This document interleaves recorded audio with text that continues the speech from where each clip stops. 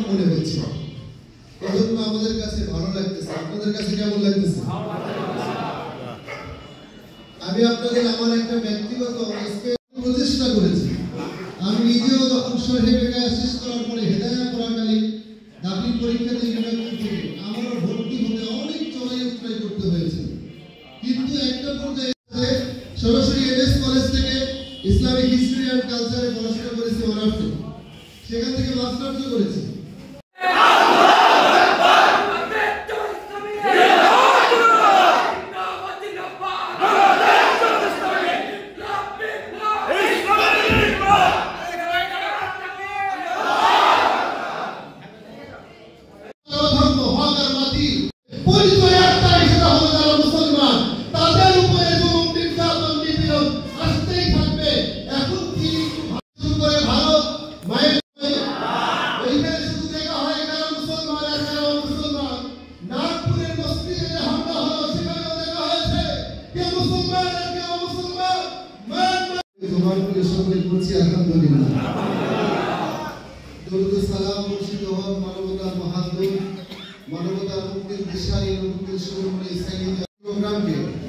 আমরা একটু ব্যতিক্রম ভাবে দেখতে পাচ্ছি। আমাদের দিলের ভিতরে ভ্রান্তিতে চলে পড়ে। আমি এই তিন জায়গায় তিনটা নিসাবি পড়াশোনা করে আমার নিজের ভিতরকার এই দেওয়ালগুলো উন্মোচন করে বুঝাতে চেয়েছি, এই পরিচয় নিজের ভিতরে ধারণ করে একটাই পরিচয় বহন করেন, তার নাম মুসলমান। ইনশাআল্লাহ যদি আমি মুসলমান হই তাহলে আমার ভাই একজন ইঞ্জিনিয়ার হতে পারে, আরেকজন ডক্টর হতে পারে, আরেকজন আলেম হতে পারে। দিন শেষে বাপের জমি সবাই সমানভাবেই ভাগ করে নিব। একজন হিসাব কম বুঝে জন্যে তাকে কম দিব। আমি দলিল কে কোন দল করে এইটা দেখার বিষয় নয়, যে কম বুঝে তাকেও বুঝায় দেন। ইসলাম বুঝতে চান, কিছু মত পার্থক্য আছে সেগুলো ভুলে গিয়ে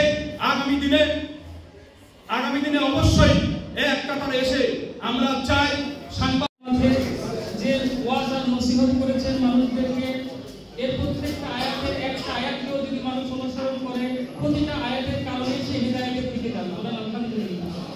একজন মানুষ যদি 5 ওয়াক্ত নামাজি হয় সে চোরও হবে না। একজন মানুষ যদি প্রকৃত যাকাত দেনেওয়ালা হয় সে ডাকাত হবে না। একজন মানুষ যদি প্রকৃত পক্ষে রোজাদার হয় সেও কি হবে না।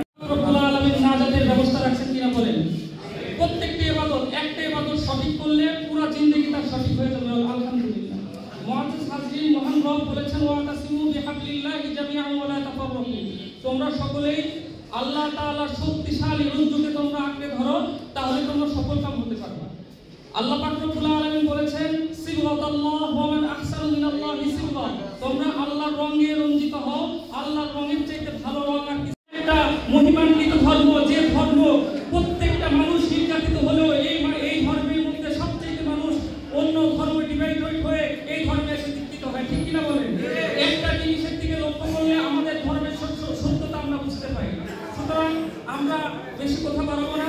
মুআজ্জিজ হাজরিন, আল্লাহ পাক রব্বুল আলামিন আমাদেরকে দ্বীন ইসলাম দিয়েছেন। এখানে ওয়াতাসিমু বিহাবলিল্লাহি জামিআন ওয়া লা তাফাররাকু বলেছেন। আমরা সকলেই এক রজ্জুকে ধরে আল্লাহ তাআলার দ্বীন, আল্লাহ তাআলার এই দেশে, আল্লাহর এই পৃথিবীতে উন্নতি করার জন্য আমাদের রক্ত, আমাদের সময়, আমাদের শ্রম, আমাদের সবটুকু আমরা উজাড় করে দেব ইনশাআল্লাহ তাআলা। মুআজ্জিজ হাজরিন, আমাকে অল্প সময় কথা বলার জন্য দিয়েছেন। আমি আপনাদেরকে শুধু আমাদের ফিলিস্তিন ভাইদের কথা বলি, যে ফিলিস্তিন ভাইদেরকে আমরা জানি 17ই রমজান, যে 17ই রমজান আমরা সেই বদরের যুদ্ধে বিজয় লাভের দিন সেই ইহুদি, সেই হানাদাররা আমাদের মুসলমান ভাইদের উপর আক্রমণ করেছে। কোন দিন? বদরের যুদ্ধে যেদিন আমরা বিজয় লাভ করেছিলাম, সেই দিনকে তারা বেছে নিয়ে সেই দিন আক্রমণ করেছে। আর আরেকটা বিষয়, আমাদের স্পেনের মধ্যে যখন নিষ্পেষিত করা হয়েছে, স্পেনের মুসলমানদেরকে মেরেছে, সেই দিন আমাদেরকে এপ্রিল ফুল বলে আমাদেরকে বোকা বানিয়ে সেই দিবসটি আমাদেরকে পালন করতে বাধ্য করে। আর ওইদিকে তারা মনে রেখে আমাদেরকে মারছে। সুতরাং আমরা চোখ কান খোলা রেখে ইনশাআল্লাহ আমরা আগামী পথ চলবো। আল্লাহ পাক রব্বুল আলামিন বাংলাদেশে খেলাফত রাষ্ট্র প্রতিষ্ঠার জন্য যে যে জায়গায় আছি প্রত্যেক জায়গা থেকে আমরা ইনশাআল্লাহ চেষ্টা করবো। আলহামদুলিল্লাহ রাব্বিল আলামিন। আসসালামু আলাইকুম ওয়া রাহমাতুল্লাহি। প্রিয় ভাই আমার, আজকের এই সময়ে, আজকের সময়টা আল্লাহ আমাদেরকে দিয়েছেন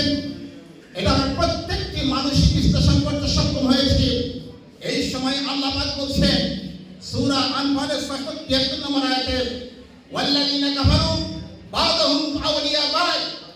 হে বাংলাদেশের মুসলমানেরা, আজকের এই সময় তোমরা মনে রাখবে, ইসলামের বিরুদ্ধে শক্তিরা সবাই কিন্তু একত্রিত হয়ে গেছে। ইল্লা কাফালুহু, তোমরা যদি ইসলামী রাষ্ট্র কায়েমের জন্য সবাই একত্রিত না হও, তাকুন ফাসাদু ফিল আরদ ওয়া ফাসাদু কাবীরা, তাহলে পৃথিবীতে বিরাট বিপর্যয় এবং ফাসাদ সৃষ্টি হয়ে যাবে। আমি আপনাদের কাছে জানতে চাই, প্রথমে মহান আল্লাহ রাব্বুল আলামিনের শুকরিয়া এবং রাসূল সাল্লাল্লাহু আলাইহি ওয়াসাল্লামের উপর দরুদ পেশ করে শুরু করছি। আল্লাহর রাসূল সাল্লাল্লাহু আলাইহি ওয়াসাল্লামের যুগের বদর যুদ্ধ থেকে শুরু করে আজ পর্যন্ত যারা ইসলামকে প্রতিষ্ঠিত করতে গিয়ে শাহাদাত বরণ করেছেন, তাদের আত্মার মাগফিরাত কামনা করছি। সম্মানিত উপস্থিতি, রমজান মাস একেবারে শেষ দশকে আমরা চলে এসেছি। এই রমজান মাস ছিল পেরেছি কিনা আমার এই ইহতিসাব আত্মসমালোচনা হওয়া উচিত যে আমি রোজা থাকার আগে কি ছিলাম, রোজা থেকে আমার কি পরিবর্তন হয়েছে, আমি কোরআন পড়ে আমার কি পরিবর্তন হলো, আমাকে নামাজ ইন্না সালাতা তানহা আনিল ফাহশাই ওয়াল মুনকার, নিশ্চয় নামাজ অশ্লীল এবং খারাপ কাজ অন্যায় কাজ থেকে বিরত রাখে, অথচ কত নামাজ অন্যায় কাজ এখনো করে। এটা কি নামাজের দোষ না নামাজের দোষ? ঠিক এমনি ভাবে রোজাদার তারা লাল্লাকুম তাত্তাকুন হবে, মুত্তাকি হবে, অথচ রোজাও থাকে, অকাম কুকাম সবই করে। বিশেষ করে বড় অকাম হলো আল কোরআনকে অস্বীকার করে মানব রচিত মতবাদের অধীনে যদি রাষ্ট্র পরিচালনা করা হয়, এটা হলো সবচেয়ে বড় শিরক, এটা সবচেয়ে বড় গুনাহ, বড় গুনাহ। আল্লাহ রাসূলকে অপমান করা হয়, কোরআনকে অপমাননা করা হয়। যদি কোরআনের মর্যাদা আমরা সঠিকভাবে দেই, ঢাকার রাজপথ রক্তে রঞ্জিত করা হয়েছিল, লোকি পরীক্ষার তাণ্ডব পয়দা হয়েছিল, তার বিচার এখনো হয়নি। 2013 সালের 5ই মে আমাদের হাজার হাজার আলেমকে হত্যা করা হয়েছে, অনেককে পঙ্গু করা হয়েছে, অনেককে চাকরিচ্যুত করা হয়েছে, সেই বিচার এখনো হয়নি।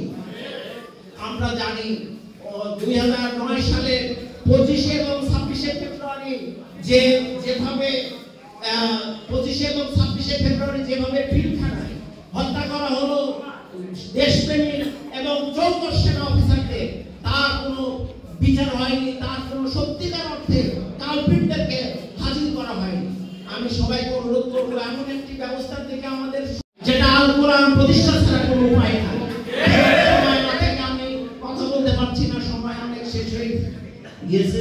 আমি সংক্ষেপে সবার কাছে আমার দোয়া চাই এবং সামনের দিনে আপনারা যাতে ইসলামের পক্ষে, হকের পক্ষে রায় দেন, বাতিলের বিরুদ্ধে রায় দেন, এই আশাবাদ ব্যক্ত করে আমার কথা শেষ করছি। আমার তৌফিক ইল্লা বিল্লাহ। আসসালামু আলাইকুম।